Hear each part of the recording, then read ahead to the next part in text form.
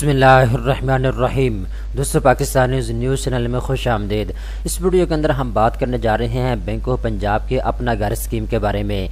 Bank of Punjab की जानिब से अपना घर स्कीम का आगाज़ कर दिया गया है। पूरे पाकिस्तान से ताल्लुक़ रखने वाले मेल और फीमेल जिनके पास ज़ाती घर मौजूद नहीं है, अब आप अपना ज़ाती घर बनाने के लिए बैंक ऑफ पंजाब से कर्जा ले सकते हैं। इस वीडियो के अंदर मैं आपको मुकम्मल तफसीलात के साथ बताऊँगा बैंक ऑफ पंजाब घर बनाने के लिए कितना कर्जा आपको पेश करता है, कितना कर्जा आप ले सकते हैं, महाना किस्सा आपने कितनी जमा करवानी होगी, आपने अप्लाई कैसे करना है, सारी तफसीलात इस वीडियो के अंदर मैं आपको बताऊंगा। आपने मेरे साथ रहना है, वीडियो को पूरा देखना है ताकि सारी चीज़ें आपको समझ आ सके। तो चलते हैं वीडियो की तफसील में। सबसे पहले नंबर पे दोस्तों हम ये डिस्कस करते हैं बैंक ऑफ पंजाब घर बनाने के लिए किन किन मकासद के लिए कर्जा फराहम करता है। तो 4 कामों के लिए दोस्तों आप कर्जा ले सकते हैं बैंक ऑफ पंजाब से। नंबर 1 पे दोस्तों अगर आप बना बनाए घर खरीदना चाहते हैं तो उसके लिए आपको कर्जा मिल जाएगा। नंबर 2 पे दोस्तों अगर आप प्लॉट खरीद कर फिर उसके ऊपर घर बनाना चाहते हैं तो दोनों कामों के लिए आपको कर्जा मिल जाएगा।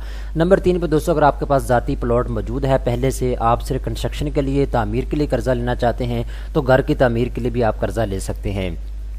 नंबर 4 पे दोस्तों अगर आपके पास पहले से घर मौजूद है, उसकी हालत ठीक नहीं है, आप अपने घर को तज़यीन व आराइश उससे करना चाहते हैं, घर को अपग्रेड करना चाहते हैं तो उसके लिए भी आप कर्जा ले सकते हैं।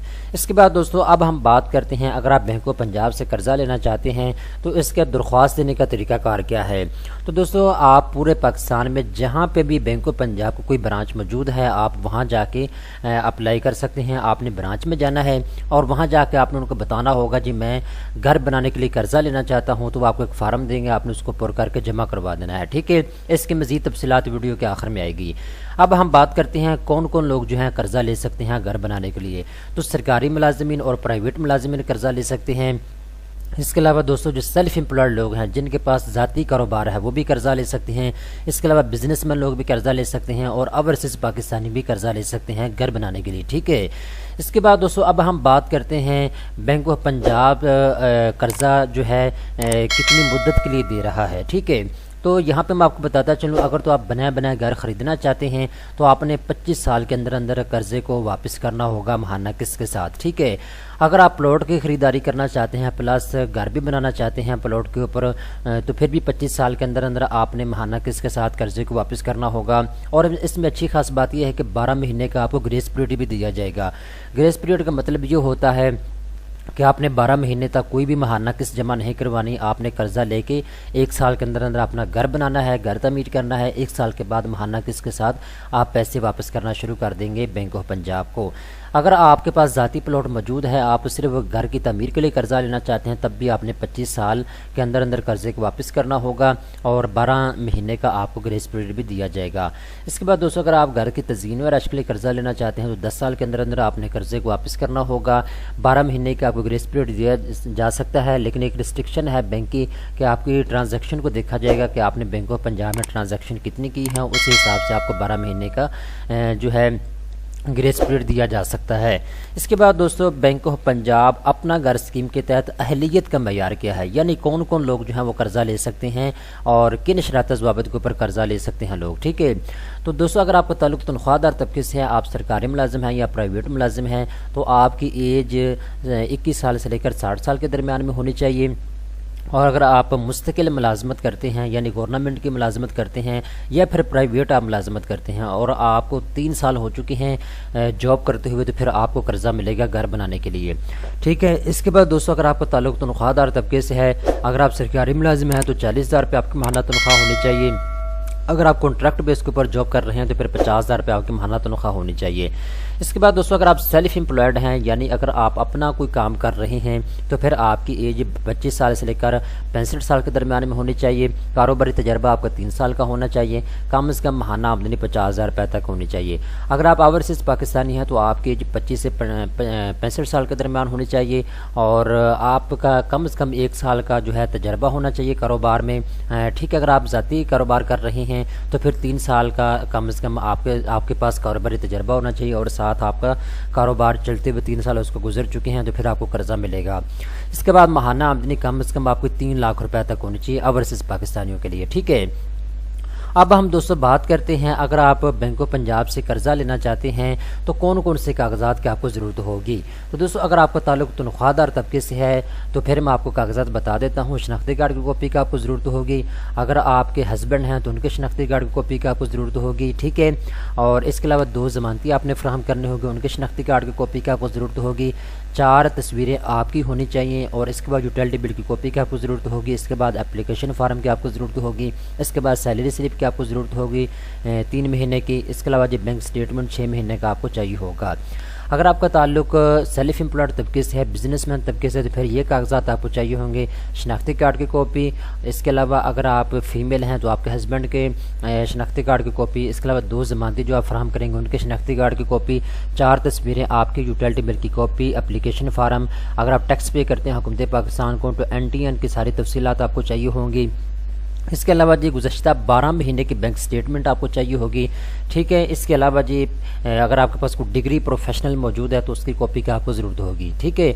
अगर आप गुज़श्ता 3 साल टैक्स गोशवारे जमा करवा रहे हैं तो उसकी डिटेल भी आपको चाहिए होगी। इसके बाद अगर आप पाकिस्तान के ओवरसीज़ पाकिस्तानी हैं, ठीक है, तो फिर दोस्तों आपको ये कागजात चाहिए होंगे। शनाख्ती कार्ड की कॉपी आपको चाहिए होगी, 2 ज़मानती आपने फराहम करने होंगे। और अगर आप फीमेल हैं तो आपके हस्बैंड के शनाख्ती कार्ड की कॉपी भी आपको चाहिए होगी। 4 तस्वीरें आपकी होनी चाहिए और इसके बाद यूटिलिटी बिल की कॉपी, एक एप्लीकेशन फार्म, काम करने के वीज़े की कॉपी आपको चाहिए होगी। इसके अलावा जी अगर तनख्वाहदार पाकिस्तान का गैर रहायशी है तो फिर आपको जो है मतलब हवाला दस्तावेज़ात बराए तनख्वाहदार, ठीक है, तो उसको जो है मतलब जो आपका एक कॉन्ट्रैक्ट होता है किसी भी कंपनी के साथ को उसकी डिटेल आपको चाहिए होगी एग्रीमेंट की, ठीक है। इसके बाद दोस्तों अब हम बात करते हैं जी मार्कअप आपको कितना पे करना होगा। तो इसकी तफसील जानने के लिए आपने जो है बैंक ऑफ पंजाब का विज़िट कर लेना है। यहाँ पे इसकी तफसीलात यहाँ पे इन्होंने दर्ज नहीं की, ठीक है। इसके बाद आपका अकाउंट होना चाहिए कर्जा लेने के लिए, तो लाजमी है कि आपका बैंक ऑफ पंजाब में बैंक अकाउंट होना चाहिए, तब आपको घर बनाने के लिए कर्जा मिलेगा। अगर आपका bank account bank of Punjab में मौजूद नहीं है तो फिर घर बनाने के लिए आप कर्जा नहीं ले सकते, ठीक है। इसके बाद माहाना किस तारीख को जमा करवानी होगी आपने, तो माहाना किस्त हर माह की 5 तारीख से पहले आपने बैंक ऑफ पंजाब के अकाउंट में जमा करवानी होगी, ठीक है, क्योंकि आपको माहाना किस्तों के ऊपर कर्जा दिया जा रहा है। इसके बाद ये क्या माहाना किस्त ताखीर से अदा करने की सूरत में कुछ जुर्माना हो सकता है, तो 1000 रुपया आपको हर दिन का जुर्माना हो सकता है। जितने दिन आप माहाना किस्त लेट करेंगे उतना 1000 रुपये आपको जो है इजाफी जमा करवाने होंगे बैंक ऑफ पंजाब में। इसके बाद क्या मुझे अपने 1 साल से पहले अदायगी पेमेंट अदा करना होगी, तो कह रहे हैं जी हाँ, आपको कुल रकम का 3% पहले अदायगी की सूरत में अदा करना होगा, ठीक है। तो बेहतर ये है कि आप टाइम के टाइम जो है अपनी किस्त जमा करवाएं जिस तारीख को आपने जमा करवानी होती है। इसके बाद दोस्तों अगर आप सेल्फ एम्प्लॉयड हैं तो 8000 रुपये प्रोसेसिंग फ़ीस आपसे ली जाएगी। अगर आप सैलरी पर्सन हैं या फिर आप बिजनेसमैन हैं तो फिर दोस्तों आप जो है 10,000 रुपये तक जो है प्रोसेसिंग फ़ीस अदा करेंगे, ठीक है। इसके बाद क्या लोन की दरख्वास्त मनसूख हो सकती है, तो यहाँ पे कह रहे हैं जी हाँ, अगर बैंक को दरकार ज़रूरी लवाजमात पूरे ना किए जाएँ तो बैंक लोन मनसूख करने का इख्तियार रखता है, ठीक है। इसके बाद आखिरी चीज़ यहाँ पे आ जाती है जी इस सहूलत के बाबत सारिफिन के हकूक़ फ़राइज़ क्या है। तो यहाँ पे कुछ इन्होंने डिटेल लिख दी है कि किन शरात ज़वाबित के ऊपर आपको कर्जा मिलेगा। बैंक बेसिकली जिसको भी कर्जा देगा अपनी सिक्योरिटी को मद्देनज़र रखते हुए अपनी सेटिस्फेक्शन के बाद ही आपको कर्जा फराहम करेगा। अब दोस्तों एक चीज़ और आप नोट कर लें, अगर तो आप घर बनाने के लिए बैंक ऑफ पंजाब से कर्जा लेना चाहते हैं तो आपको आपकी ज़रूरत के मुताबिक कर्जा मिल जाएगा। अब आपके ज़हन में आ रहा होगा कितना कर्जा हमें मिल जाएगा, तो दोस्तों अगर आप 10 लाख कर्जा लेना चाहते हैं 10 लाख आपको मिल जाएगा। अगर आप 5 लाख लेना चाहते हैं तो 5 लाख आपको मिल जाएगा। ये डिपेंड ऑन कि आपकी ज़रूरत कितनी है। आपने अपनी ज़रूरत के मुताबिक बैंक ऑफ पंजाब से घर बनाने के लिए कर्जा लेना है, ठीक है। यहाँ पर इन्होंने ये नहीं कहा कि आप 20 लाख रुपये तक कर्जा ले सकते हैं, 50 लाख तक, 80 लाख तक, यहाँ पर इन्होंने कुछ भी डिटेल इसकी मेंशन नहीं की, लेकिन ये कहा है कि कस्टमर की ज़रूरत के मुताबिक हम आपको कर्जा देंगे, ठीक है। अब आपने करना ये है कि आपने ये अंदाज़ा लगाना है 1 लाख से लेकर 20 लाख रुपए तक भी आप कर्जा ले सकते हैं, 5 लाख से लेकर 50 लाख रुपए तक भी आप कर्जा ले सकते हैं। ये मैं इसलिए बता रहा हूँ क्योंकि बैंक ऑफ पंजाब की जानिब से मैक्सिमम की कोई लिमिट नहीं रखी गई, ठीक है। उम्मीद करता हूँ सारी चीज़ें आपको समझ आ चुकी होंगी। मज़ीद तफसीलात की लिंक नीचे डिस्क्रिप्शन के अंदर मौजूद है, आप उसको ओपन करके तमाम तर तफसीलात खुद भी पढ़ सकते हैं। उम्मीद करता हूँ ये वीडियो आपको पसंद आई होगी। इस तरह